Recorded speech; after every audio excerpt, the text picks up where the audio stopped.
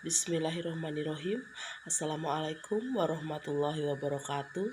Selamat pagi dan salam sehat untuk kita semua.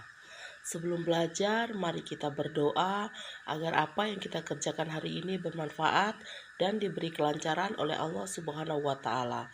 Berdoa menurut agama dan kepercayaannya masing-masing, dipersilahkan.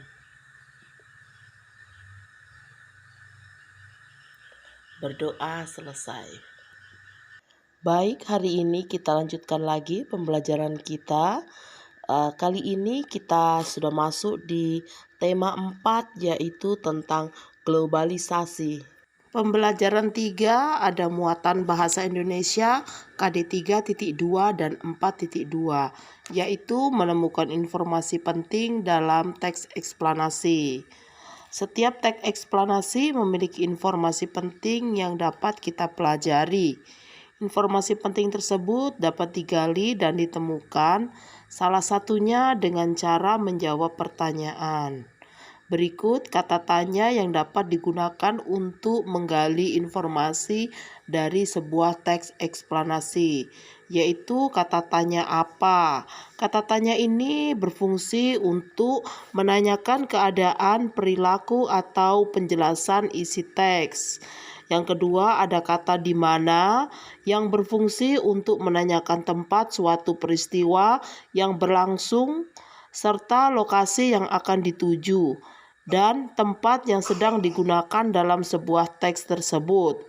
Yang ketiga ada kata tanya kapan, gunanya untuk menanyakan waktu terjadinya suatu keadaan atau peristiwa seperti jam, hari, tanggal, bulan, tahun, ataupun lamanya sebuah kejadian dalam teks.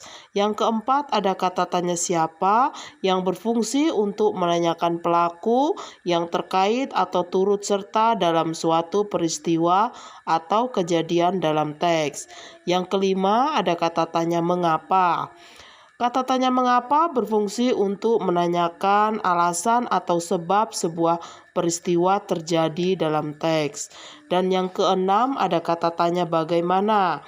Kata tanya ini berguna untuk menanyakan cara atau proses sebuah peristiwa yang sedang berlangsung serta untuk menanyakan keadaan atau kejelasan satu hal dalam teks. Menurutmu jawaban seperti apa yang diinginkan dari pertanyaan berikut? Bagaimana cara listrik dari pembangkit listrik sampai ke rumah penduduk? Ya, jawaban yang diinginkan adalah diharapkan kita bisa menguraikan cara atau peristiwa dari proses listrik dari pembangkit listrik bisa sampai ke rumah-rumah penduduk. Muatan selanjutnya ada muatan IPA KD 3.6 dan 4.6, yaitu mengidentifikasi proses menyalurkan energi listrik. Pada pembelajaran 1, kita sudah mempelajari bagaimana cara energi listrik dihasilkan di PLTA. Selanjutnya kita juga harus mengetahui cara energi listrik tersebut dapat disalurkan hingga sampai ke masyarakat. Listrik yang dihasilkan oleh PLTA biasanya disalurkan ke rumah-rumah, gedung perkantoran, dan pabrik. Besarnya jumlah energi listrik yang disalurkan disesuaikan dengan kebutuhan. Untuk itu, perhatikan skema penyaluran energi listrik berikut beserta keterangannya.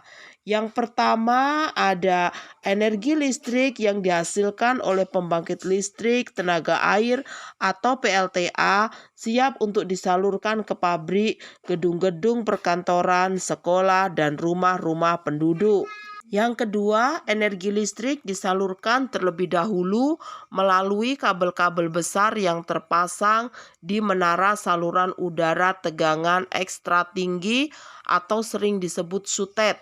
Hal ini dikarenakan energi listrik yang dihasilkan oleh PLTA memiliki tegangan yang cukup tinggi. Sedangkan yang ketiga ada energi listrik kemudian masuk ke dalam transformator. Transformator atau trafo merupakan alat listrik yang berfungsi untuk menaikkan atau menurunkan tegangan. Pada tahap ini energi listrik dinaikkan tegangannya. Yang keempat, ada energi listrik disalurkan ke dalam pabrik-pabrik. Pabrik biasanya membutuhkan energi listrik cukup besar untuk keperluan produksi.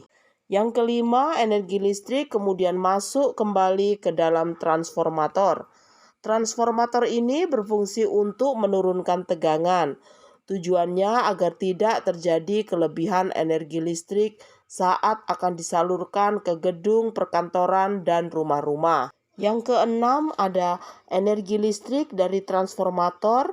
Penurun tegangan diterima oleh gedung perkantoran dan rumah-rumah penduduk.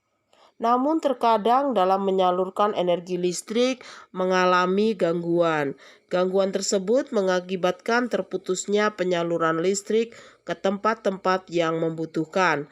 Hal ini tentu akan mengganggu aktivitas di dalam pabrik, perkantoran, dan rumah-rumah.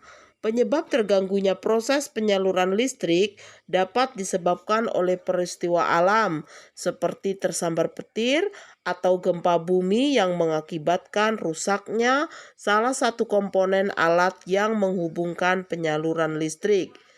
Oleh karena itu, antisipasi yang dilakukan oleh tempat-tempat yang membutuhkan energi listrik dalam jumlah besar biasanya dilengkapi dengan pembangkit listrik cadangan yang dikhususkan untuk kebutuhan tempat tersebut.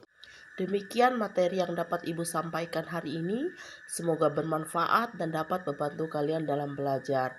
Ibu harap kalian tetap semangat dalam belajar, jaga kesehatan, dan tetap taati protokol kesehatan. Akhir kata, Ibu ucapkan terima kasih dan wassalamualaikum warahmatullahi wabarakatuh.